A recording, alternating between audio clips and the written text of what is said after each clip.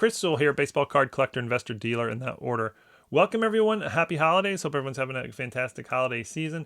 I've been doing quite a bit of buying lately, gotten some really nice stuff, so I thought I would just showcase a few of the items that came with some nice little stories in this video here. I think I got about 8 to share, so yeah, hope everyone enjoys. First card here is actually not something I purchased recently. This I've had for a long time. It's been part of my PC. It's a 2003 Timeless Treasures patch autograph, Cal Ripken. And it's not something I collect. I collect only Ripken cards from his playing days, 2001 and before.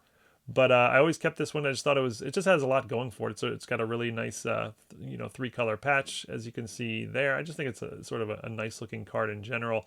It did have this tiny little crease in the middle of the card. Not sure if you can see it in the in the video here. Maybe with the light you can sort of see it's tiny. So I knew it was going to grade low. I had it in my PC raw.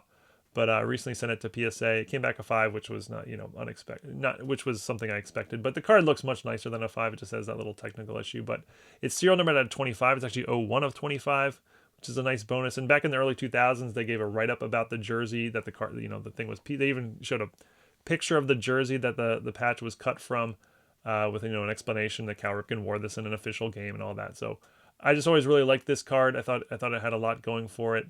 But yeah, I just sort of decided, I've had it long enough and I'm ready to sell it, especially given that it's not, in the category of card that I collect, which is Ripken cards during his playing days. So I got it graded and we'll put that up for sale, in the near future. Next, I recently bought a really large autograph collection, and it was just an incredibly impressive collection. And this was one of the many impressive cards in it. This is a 1972 Topps Nolan Ryan. It's an original 72 Topps. It's a low grade. The card itself, it's got a crease and would probably grade like a 2 or something. Whoever graded this didn't get the card authenticated. I'm not sure why. Or it's just listed as trading card, but it's an original 1972 Topps Nolan Ryan, no question about that. But the autograph and the inscription is what's really cool. Nolan Ryan, 7 no-hitters, 5,714 strikeouts, 324 wins. Obviously all impressive total numbers. The no-hitters and the strikeouts are still records, major league records today, some 30 years after Nolan Ryan retired. So that's pretty cool. And got a Gem Mint 10 for the autograph, meaning DNA Gem Mint 10 for the auto. So just a really cool card, or at least I thought so, and not something you see very often, at least with the that sort of inscription. But next is a card that PSA actually labeled wrong. I bought it as is, but 2020 Leaf, it's actually a Leaf Trinity, but it was labeled 2020 Leaf Flash Joe Burrow. It's a rookie patch auto, 2020 being his rookie year, but obviously it's a collegiate card, as Leaf doesn't have NFL licensing. But yeah, nice card again, nice patch. It's I guess we'll call it a 2-color patch, but sort of has multi layers of the white color anyway. But yeah, it's a PSA 8, and I actually couldn't figure out why it's an 8. Card looks perfectly fine to me. I couldn't find any issues with it. Maybe there's something wrong with the surface somewhere that I couldn't see, but it's a PSA 8. I actually had sent this off to a consignment company to sell on my behalf, but they sent it back saying we don't want to sell cards in our auction which is labeled incorrectly. So they send it back. I'm gonna have to send it to PSA and have it relabeled, pay for that, which is slightly annoying, or quite annoying, we'll say, but I guess not a big deal in the grand scheme of things. So yeah, a mislabeled card from PSA. And speaking of mislabeled cards from PSA, here's another example. 2001 Topps Chrome Refractor Pau Gasol rookie, and it's a PSA 10, and PSA did not label it refractor. It's obviously the refractor. You can see the front surface is refracting light all sorts of which ways, and just another one where they missed it. For more evidence, it's even stated as refractor on the back underneath the number here. I'm not sure if you can read it there, but it's there. But again, it's obviously the refractor. The base card in a PSA 10 sells for about $50, and the refractor sells for about $400. So notable mislabel situation here. Now the person I bought it from, shipped me a package of cards, and this was a part of it, and they had made a note that the card was mislabeled, and I noticed it right away too. So I paid for it as if it was the refractor.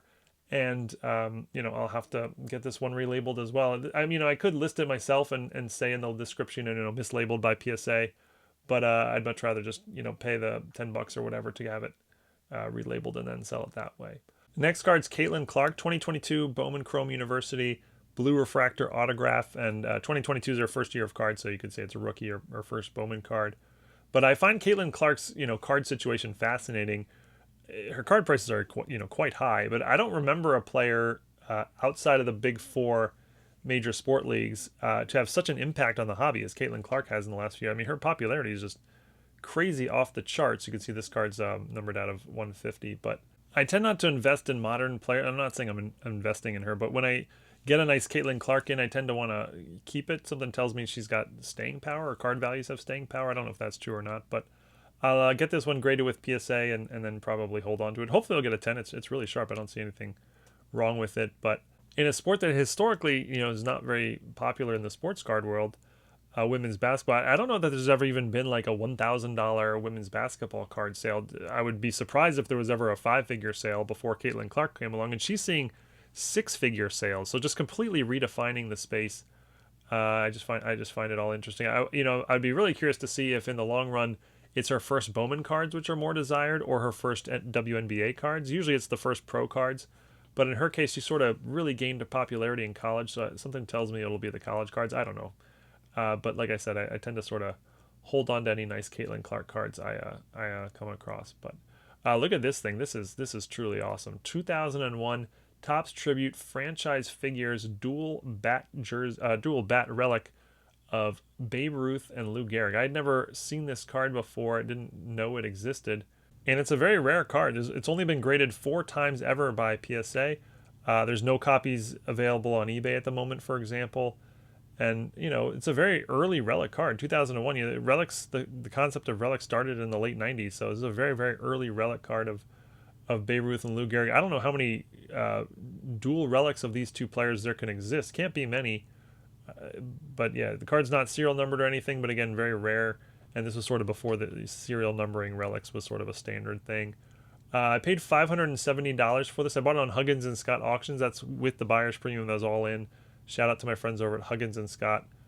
Great auction house. But yeah, I want it on there. I don't really know what I'm going to get out of it. I'll definitely send it off to PSA. It's really sharp. The front has really no issues.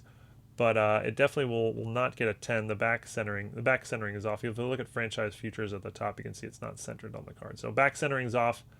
Definitely won't get a 10. I don't know. Hopefully a 9, long shot maybe more like an 8. But regardless, it will only be the 5th copy graded. So I'll be able to set a high asking price, and just a really cool rare card, a piece of history here. And I don't know if I'll actually make a profit on this. I may not be able to sell it, but it's sort of taking a chance. There's no comps, there's no recent sales, so we will see. But this is the kind of card I like to gamble on, and I'm fine if it doesn't go that well, because worst case scenario, I got to own this incredibly cool card for a short while. So if that's the downside, I'm fine with that. And last card to show you, I bought a really nice vintage collection which had some really high grade stuff, including this 1962 Topps Hank Aaron. It's an SGC Near Mint 8, and it is an absolute blazer, really sharp, and I actually think it might be undergraded as an 8. It's centered basically perfectly, nothing wrong with the surface whatsoever. Edges are razor sharp. Maybe you could point to some really light tipped corners, but I mean, really sort of reaching to find any sort of flaws on this card. Like if this was in a 9 holder, I wouldn't bat an eye or think anything of it. The back, same thing, is a little bit off center, left to right on the back as you look at the card here, but that's sort of standard for back centering. I don't think that to me this looks nicer than an 8. So it's in an SGC 8. The card would be worth a lot more if it was a PSA 8, and obviously a lot more if it was an SGC 8.5 or a PSA 8.5. So it sort of brings up an interesting thought. Is this card worth cracking and resubmitting, or is it worth crossing over to PSA, leaving it in the holder? Is it worth sending it back to SGC for a review? All those are sort of in play. I haven't really decided exactly what my plan is. Most likely, I'll cross it over to PSA and hope to get an 8. I doubt that PSA would, give it higher than the grade it's in now, but I'm not a big fan of cracking and resubmitting. I just haven't had much luck doing that. But I don't know. Everything's sort of in play at this point. I really like the card, and I'm going to sort of consider my options and figure that out later. But if anyone has a thought as to what you would do, leave it in the comments below. But that's all I got for you here. Just 7 or 8 cards, whatever it was, to show you from recent pickups. Hope everybody enjoyed, and until next time, have a great rest of your day. Thanks, everyone.